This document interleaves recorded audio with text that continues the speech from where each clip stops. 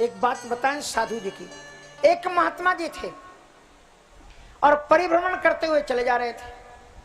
पुराने जमाने में सड़कें थी नहीं, लाइट थी नहीं, जहां अंधेरा हो जाए वहीं पर रुकना पड़ता था। एक बगीचा आया, महात्मा ने सोचा रात को यहीं पर विश्राम कर लो। उस बगीचे के बीच में एक कुआं था। कुएं के किनारे शिलाएं रखी हुई थी, जो लंबे लंबे पत्थर किनारे पर, और उसी पर महात्मा ने अपना आसन लगाया, कंबल बिछाया और लेट गए। अब नींद तो जल्दी आती नहीं, और जो सोचते हो आप, स्वप्न मालूम क्या है?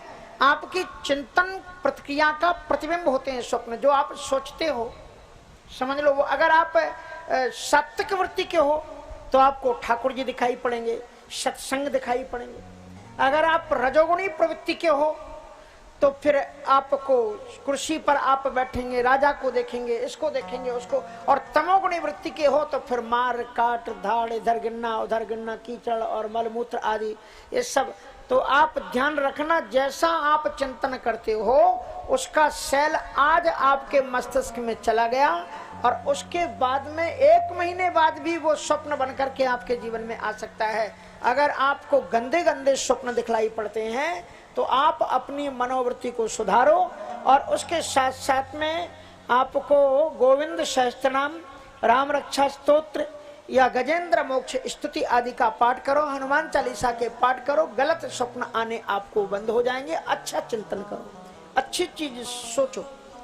अब वो आप क्या होता है, वो क्या फोन में भी टीवी में भी दिखाते हैं क्या, पेट्रोल, हाँ जो भी होता है, प्राइम पेट्रोल या जो भी पेट्रोल हो, हाँ वो आप लोग जान गए, वही बहुत है।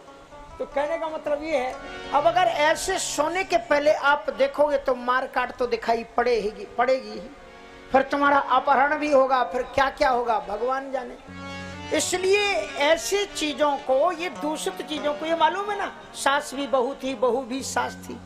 ये जो बॉम्बे में रहने वाले फिल्म बनाने वाले लोग हैं ना, उनके घरों के झगड़े हैं, और उनको वो लिख लेते हैं, उसी को फिर कहते हैं हमारे घर के लोग ऐसे झगड़ रहे हैं, तुम भी झगड़ो, और वही दिखाते हैं लोग को। और जब सास अच्छी बात करती है तो फिर सास कहती है देखो ऐसी सासें होती हैं, बहू को समझाती हैं धीरे से। और उसके बाद में अगर कहीं बहू जीत गई तो कहती है हाँ कभी कभी ऐसे ही होना पड़ता है फिर। तो इसलिए जो है ये सब चक्कर में मत पड़ो। सोते समय रामायण का, भगवद गीता का, गोविंद का नाम लेते हुए सो, आपके जीवन का कल्याण हो जाएगा। महात्मा जी महाराज सो गए, लेटे तो लेटते लेटते मालूम क्या सोचने लगे महात्मा जी? महात्मा जी सोचने लगे ये भी कोई जीवन है, बताओ। लेकर के कमंडल घूम रहे, ना घर ना परिवार। अरे हमने बड़ी गलती की कि शादी नहीं की, परिवार नहीं बसाया।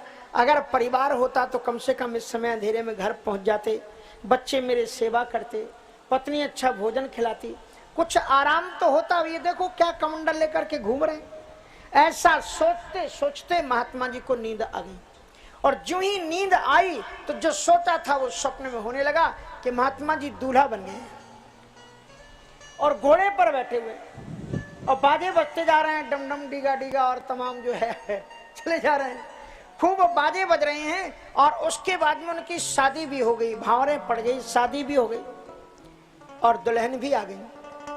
और श्रीमती जी जब आई तो महात्मा जी से बोले कि थोड़े उधर खिसको। सो महात्मा जी इतने आज्ञाकारी बने कि सचमुच में खिसक गए। और मालूम कहां सोए हुए थे? कुएं के किनारे के पत्थर पर। सो सीधे धड़ाम से कुएं में जाकर के गिरे। बेचारे रात भर उसी में पड़े रहे। वो तो कोई बरगद अरगद का झुरमुट कुछ लगी थी, उसको पकड़ करके वो बेचारे तैरते रहे। सुबह किसी लकड़हारे ने बाहर निकाला, निकल करके अपना आसन उठाया, कमंडल उठाया, कहा कि भगवान बड़ा अच्छा हुआ आपने ये दिखा दिया, हम जैसे हैं वैसे ही अच्छे हैं। ये स्वप्न की श्रीमती ने जब इतने भयानक कुएं में गिराया है, ये सचमुच की श्रीमती जी कहाँ गिराती होगी भगवान जाने। इसलिए हम जैसे हैं वैसे ही हैं।